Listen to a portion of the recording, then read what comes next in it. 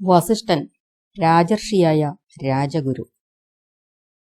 നാളെ പുലർകാലെ പോകുന്നതുണ്ടു ഞാൻ, നാളിക നേത്രനെ കൊണ്ടിങ്ങു ഒരുവാൻ. ഞാനും ഭവാനും അരുന്ധതി ദേവിയും നാനാപുരവാസികളു മമാത്യരും. അധ്യാത്മരാമായണത്തിലെ ഭരതവാക്യം അക്ഷരസ്ഫുടതയോടെ ഈണത്തിൽ വായിക്കുകയാണ് അമ്മമ്മ.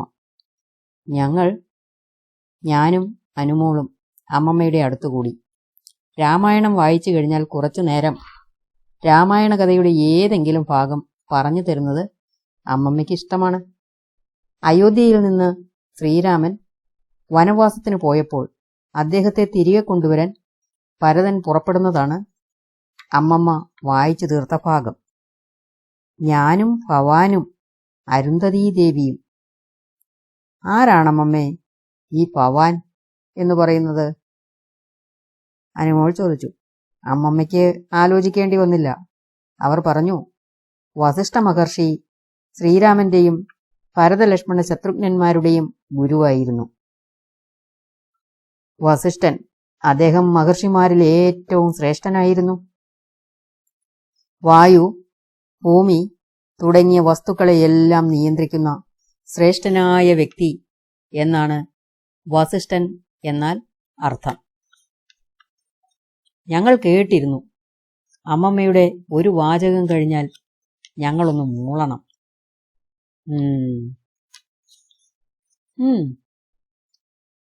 മൂളന്റെ കനമനുസരിച്ച് കഥ പറച്ചിലിന്റെ ഊക്കും കൂടും. വസിഷ്ഠൻ എന്ന ബ്രഹ്മാവിന്റെ പുത്രൻ 3 ജന്മങ്ങൾ എടുത്തതായി പറയപ്പെടുന്നു. അമ്മമ്മ തുടർന്നു. ബ്രഹ്മാവിൽ നിന്ന് 1-ാം ജന്മമെടുത്ത വസിഷ്ഠന്റെ പത്നിയായിരുന്നു അരുന്ധതി. അരുന്ധതിയുടെ ആദ്യത്തെ പേര് സന്ധ്യ എന്നായിരുന്നു. അവളുടെ സൗന്ദര്യം എല്ലാ ദേവകളെയും വിസ്മയിപ്പിച്ചു. ദേവന്മാരായ ആണുങ്ങളെല്ലാം ഇങ്ങനെ നോക്കുന്നതിൽ സന്ധ്യയ്ക്ക് ലജ്ജ തോന്നി. അവൾ ജനിച്ച ഉടനെ യുവതിയായി വളർന്നതായിരിക്കും കാരണമെന്ന് സന്ധ്യയ്ക്ക് തോന്നി. ഇത്രയും സൗന്ദര്യം എനിക്ക് വേണ്ട, ഒരു സാധാരണ സ്ത്രീയാവണം. അതിനായി ചന്ദ്രഭാഗ എന്ന നദിയുടെ ഉത്ഭവസ്ഥാനത്ത് ചെന്ന് അവൾ തപസ് തുടങ്ങി. ബ്രഹ്മാവ് തന്റെ പുത്രനായ വസിഷ്ഠനെ സന്ധ്യയുടെ അടുക്കലേക്ക് തപസ് ചെയ്യേണ്ട വിധം പഠിപ്പിക്കുന്നതിനായി അയച്ചു. വസിഷ്ഠൻ തപോമുറകൾ പഠിപ്പിച്ചു. ആരെ തപസ് ചെയ്യണമെന്ന ചോദ്യത്തിന് വിഷ്ണു ഭഗവാൻ എന്ന് അവൾ ഉത്തരം പറഞ്ഞു. അരുന്ധതി മഹാവിഷ്ണുവിനെ തപസ് ചെയ്തു. അദ്ദേഹം പ്രത്യക്ഷനായി എന്തു വരം വേണമെന്ന് ചോദിച്ചു. എനിക്ക് ഒരു നല്ല കുടുംബിനിയാകണം. എന്നെ ദുർവികാരത്തോടെ സമീപിക്കുന്നവർ നപുംസകങ്ങളായി തീരണം, അവൾ പറഞ്ഞു. മഹാവിഷ്ണു സന്ധ്യയുടെ പുനർജന്മത്തിനായുള്ള മാർഗം പറഞ്ഞുകൊടുത്തു. ഇവിടെ അടുത്ത് മേധാതിഥി എന്നൊരു രാജാവ് 12 വർഷം നീണ്ടു നിൽക്കുന്ന ഒരു യാഗം നടത്തുന്നുണ്ട്. നീ ആരും അറിയാതെ വേഷം മാറി യാഗാഗ്നിയിൽ ചാടി സ്വന്തം ശരീരം ദഹിപ്പിക്കണം. എന്റെ അനുഗ്രഹത്താൽ ആ അഗ്നികുണ്ഡത്തിൽ നിന്ന് നീ ജനിക്കും, ഒരു പുതിയ പെൺകുട്ടിയായി. മേധാതിഥിയുടെ ആശ്രമത്തിൽ അരുന്ധതി വളർന്നു. തന്റെ യാഗാഗ്നിയിൽ നിന്ന് ജനിച്ച കുട്ടിയായിരുന്നതിനാൽ മഹർഷിക്ക് പ്രത്യേക വാത്സല്യമുണ്ടായി. ചന്ദ്രഭാഗ നദിയിൽ പ്രഭാതത്തിൽ കുളിച്ചുകൊണ്ടിരിക്കെ സൂര്യദേവന്റെ പത്നിയായ സാവിത്രി അവിടെയെത്തി. അവരോടൊപ്പം ഗായത്രി, സരസ്വതി, ബഹുല, ദ്രുപദി എന്നീ അപ്സരസുകളും കൂടി. അവർ മാനസ സരസിനരികിൽ കൂടി സഞ്ചരിക്കവേ വസിഷ്ഠനെ കാണുകയുണ്ടായി.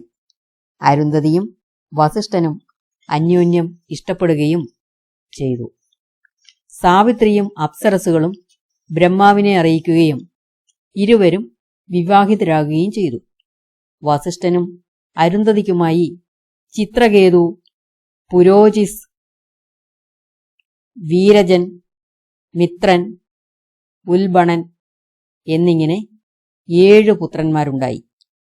അവർ 7 പേരും ബ്രഹ്മർഷികളായിരുന്നു. മഹാഭാരത യുദ്ധത്തിൽ പാണ്ഡവന്മാരും കൗരവന്മാരും ഒരേ കുടുംബമായിരുന്നല്ലോ. അവരുടെ ഗുരുവായിരുന്നു ദ്രോണർ. കൗരവ പാണ്ഡവ യുദ്ധത്തിൽ ദ്രോണർ കൗരവരുടെ പക്ഷത്തോടായിരുന്നു. 2 കൂട്ടരും ശിഷ്യരായിരിക്കെ ദ്രോണർ ദുര്യോധനന്റെ പക്ഷത്ത് നിൽക്കുന്നത് ശരിയല്ലെന്ന് വസിഷ്ഠൻ ദ്രോണരെ കണ്ട് ഉപദേശിച്ചു. ദ്രോണർ അതനുസരിക്കാതെ കൗരവന്മാരുടെ ഭാഗത്ത് തന്നെ നിന്നു. ദശരഥ രാജാവിനെ രാജധർമ്മത്തെക്കുറിച്ച് ഉപദേശങ്ങൾ നൽകിയത് വസിഷ്ഠ മഹർഷിയായിരുന്നു.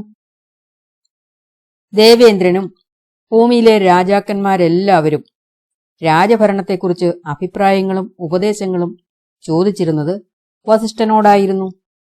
വിവരണങ്ങൾ കേട്ടപ്പോൾ ഞങ്ങൾക്കും അടുപ്പു തോന്നി. ഞാൻ ചോദിച്ചു, അമ്മമ്മേ, വസിഷ്ഠൻ, വിശ്വാമിത്രൻ എന്നീ മഹർഷിമാരെ ഒരുമിച്ച് പറയാറുണ്ടല്ലോ, ആരാണിവരിൽ കേമൻ? അതൊരു വാദം ഉണ്ടാക്കുന്ന ചോദ്യമാണ്. 2 പേരും തമ്മിൽ സ്വരച്ചേർച്ചയുണ്ടായിരുന്നില്ല. 2 പേരെയും ഒന്നിച്ചു പറയേണ്ട ധാരാളം കഥകളുണ്ട്. വിശ്വാമിത്രനെക്കുറിച്ച് നാളെ പറഞ്ഞുതരാം. ഞങ്ങൾ എഴുന്നേറ്റു. അമ്മാമ രാമായണം മടക്കി മേശപ്പുറത്ത് വെച്ച് വിരല് തൊട്ട് തലയിൽ വെച്ച് മുക്കി മൂളി എഴുന്നേറ്റു. ഞങ്ങളുടെ മനസ്സിൽ ആ 2 രൂപങ്ങൾ തെളിഞ്ഞു വരുകയായിരുന്നു. 2 പേരുകളും അങ്ങനെ മനസ്സിൽ തിളങ്ങി നിന്നു. വസിഷ്ഠൻ, വിശ്വാമിത്രൻ.